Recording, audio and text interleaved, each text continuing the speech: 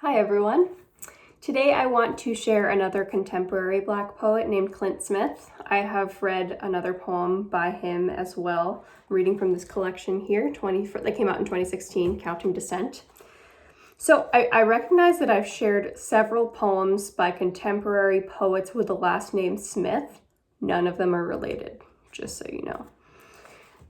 So the reason I was thinking about Clint Smith is, one, Mr. Barassa posted a poem by Clint Smith recently.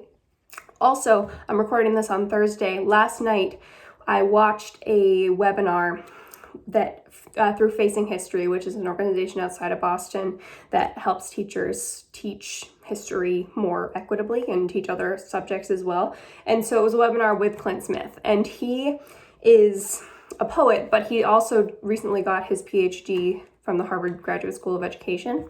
And so he gave this really compelling talk about ways that we can be better educators and more informed people. So I had been thinking about him, and I wanted to share his poem called For the Hardest Days. And I think this is helpful for all of us to hear, but I also especially want to dedicate this poem to the Arlington High School class of 2020. Graduation is this weekend, and this is not to say that you are necessarily experiencing the hardest days right now. These are definitely hard days, but all of us, we have a lot more of our lives to live.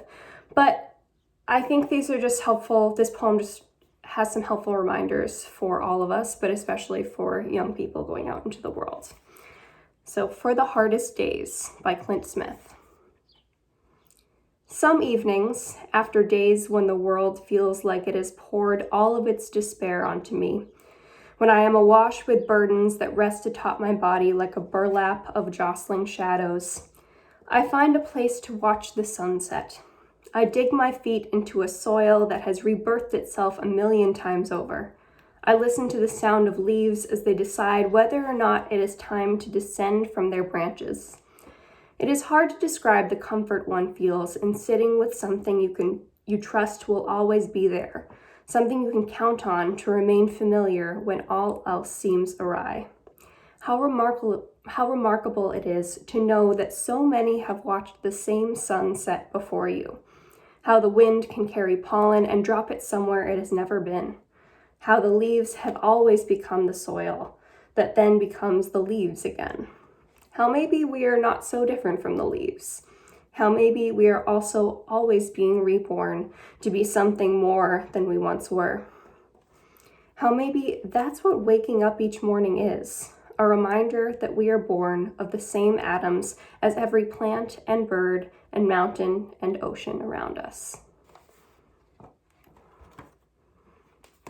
Thank you for listening. I hope you have a nice weekend, and congratulations, Arlington High School, class of 2020. I'll miss you.